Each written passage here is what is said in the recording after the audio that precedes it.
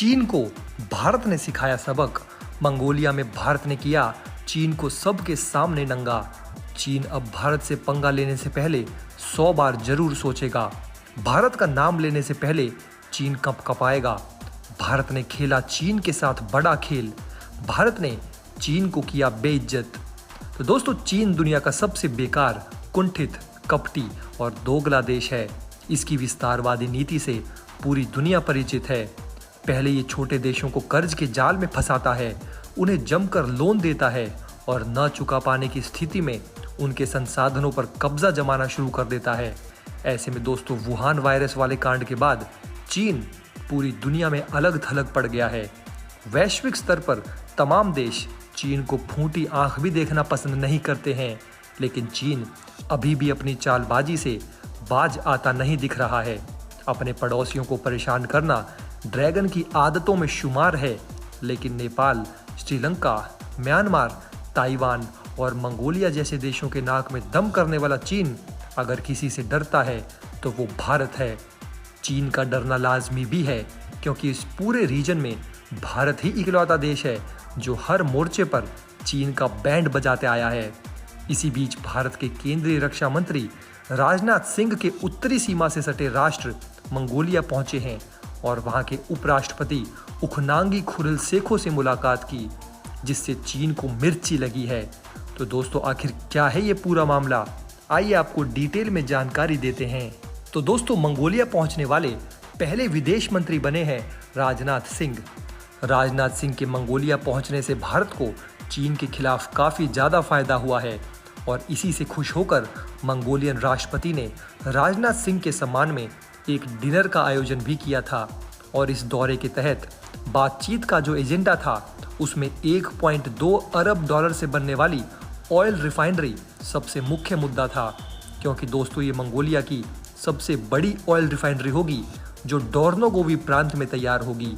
ये साल 2025 तक बनकर तैयार हो जाएगी और इससे देश की 75% ज़रूरतें पूरी हो सकेंगी। ऐसे में दोस्तों, राजनाथ सिंह पहले ऐसे भारतीय रक्षा मंत्री बने हैं जो मंगोलिया पहुंचे हैं। ध्यान देने वाली बात है कि भारत ने मंगोलिया के साथ अपने राजनीतिक रिश्तों की शुरुआत 1955 में की थी। दूसरी ओर चीन को हमेशा इस बात से मिर्ची लग जाती है कि भारत और मंगोलिया साथ क्यों आते हैं।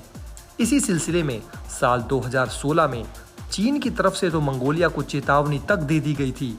इस बार भी राजनाथ सिंह के दौरे को लेकर चीन बौखलाया हुआ है और राजनाथ सिंह की यात्रा पर चीन ने कड़ी नज़र बना रखी है।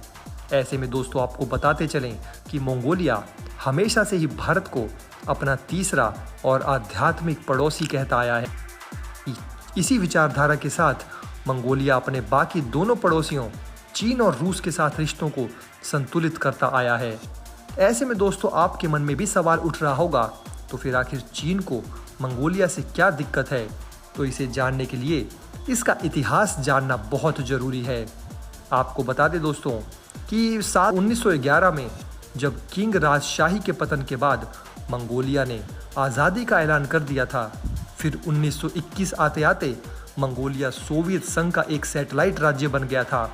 बाद में सोवियत संघ के विघटन के बाद भी चीन ने तकरीबन 11 सालों तक मंगोलिया को एक स्वतंत्र देश की मान्यता नहीं दी थी।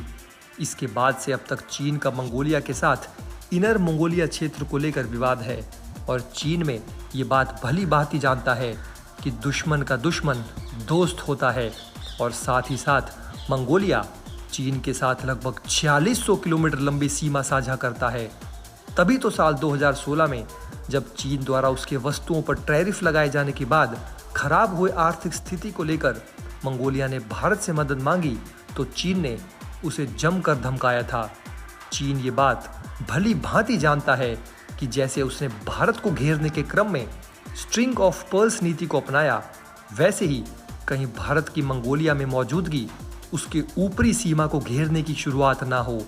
इसके साथ ही चीन 2600 किलोमीटर की पावर ऑफ सर्बिया 2 नाम की गैस पाइपलाइन का निर्माण कर रहा है, जो यूरोप बाउंड प्राकृतिक गैस को वेस्टर्न साइबेरियन क्षेत्र से मंगोलिया होते हुए चीन ले आएगा। ऐसे में भारत की मंगोलिया में उपस्थिति चीन की ऊर्जा सुरक्षा के सामने बहुत बड़ी चुनौती पैदा कर सकता है। जिसे लेकर चीन काफ़ी चिंतित दिखाई पड़ रहा है। ऐसे में दोस्तों चीन की ऊर्जा सुरक्षा की पूर्ति या तो मध्य एशिया में मंगोलिया के रास्ते पूरी होती है या तो मलक्का के माध्यम से। दोस्तों ऐसे में आपको तो पता चल ही गया होगा कि अब मलक्का क्षेत्र में भारत की ज़बरदस्त उपस्थिति है। वहां भारत आसानी से मलक्का को चोक कर सकता है। वहीं ब्लू नेवी होने के नाते भारत के प्रशांत महासागर में प्रचंड मौजूदगी है। लेकिन अब अगर मंगोलिया में भारत की उपस्थिति हो जाती है तो चीन घिर जाएगा।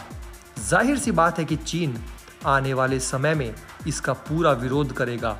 भारत के इस कदम से चीन बैकफुट पर तो जरूर होगा, लेकिन साथ ही भारत के पास भी ऑप्शन होगा कि जब कभी भी चीन के साथ भारत के किसी विषय पर चर्चा हो तो भारत भी अपने इन उपस्थितियों का फायदा उठाकर अपने अनुसार शर्तों को रख सके। ऐसे में भारत के रक्षा मंत्री का मंगोलिया का दौरा हर चीज में काफी अहम है। इससे भारत के हाथ में ड्रैगन का गला आ गया है, जिसे भारत अब चाहे आसानी से दबा सकता है। तो दोस्तों आपकी इस बारे में क्या राय है और आपको क्या लगता है, आप हमें नीचे कमेंट बॉक्स में कमेंट करके ज़रूर बताइए। आइए दोस्तों अब दूसरी खबर की तरफ चलते हैं। तो दोस्तों कुछ ऐसे प्राणी होते हैं कि दुनिया में कुछ भी हो, कार्यक्रम किसी भी जगह शुरू हो, किसी के यहाँ कुछ अच्छा हो या बुरा, दर्द इन्हें जरूर होता है। ऐसे में पाकिस्तान की इसी लाइलाज बीमारी से कोई भी अनजान नहीं है। लेकिन अब उसकी संगत में जो रोग चीन को लगा है, या यूँ कहिए कि चीन की जो खुजली अब तक छुपी हुई थी वो सबके सामने आ रही है। जी हाँ दोस्तों, चीन को इस बात से आपत्ति है कि G20 सम्मेलन भारत में क्यों हो रहा है, और अगर हो रहा है तो कश्मीर में क्यों हो रहा है। चीन ने हाल ही में भारत के G20 सम्मेलन की योजना पर विरोध जताया और पाकिस्तान के सुर में सुर मिलाते हुए कहा कि भारत इस बैठक को राजनीतिक रूप देने से बचे। वहीं चीन से जब पाकिस्तान अधिकृत कश्मीर यानी POK में चाइना पाकिस्तान इकोनॉमिक कॉरिडोर परियोजना को लेकर सवाल पूछा गया तो उसने कहा कि ये पूरी तरह से अलग मामला है और आजीविका बढ़ाने के लिए है। ऐसे में इस मुद्दे पर हमें चीन और पाकिस्तान का दोगलापन साफ साफ दिखता है। आज के इस वीडियो में हम डिटेल से जानेंगे कि कैसे कश्मीर में होने वाले G20 सम्मेलन से पाकिस्तान के साथ चीन को भी खासा दर्द हो रहा है।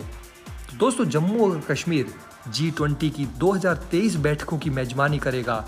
जी हाँ, आपने बिल्कुल सही सुना, वही जम्मू और कश्मीर G20 की 2023 बैठकों की मेजबानी करेगा, जो कभी आतंकियों के साए में अपना दिन गुजारता था और जिसे कभी दुनिया का सबसे खतरनाक जगह माना जाता था। G20 एक प्रभावशाली समूह है जो दुनिया की प्रमुख अर्थव्यवस्थाओं को एक साथ लाता है।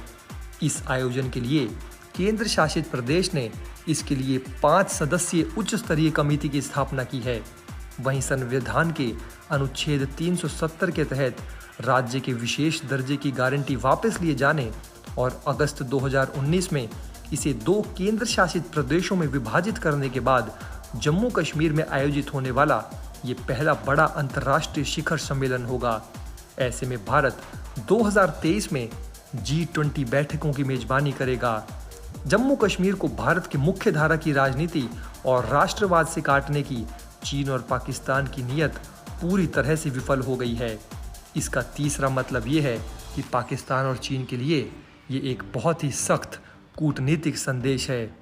आपको बता दें दोस्तों कि G20 के कश्मीर में आयोजित होने से इन दोनों देशों के प्रभुत्व के खतरा होने का खतरा साफ दिखाई दे रहा है और POK के बाद अगला नंबर उसे अपने नियंत्रण वाले अक्साई चीन को ही दिख रहा है। और ये डर अच्छा भी है, बना भी रहना चाहिए, इससे भारत को ही फायदा होगा। तो दोस्तों आपकी इस बारे में क्या राय है और आपको इस बारे में क्या लगता है, आप हमें नीचे कमेंट बॉक्स में कमेंट करके ज़रूर बताइए।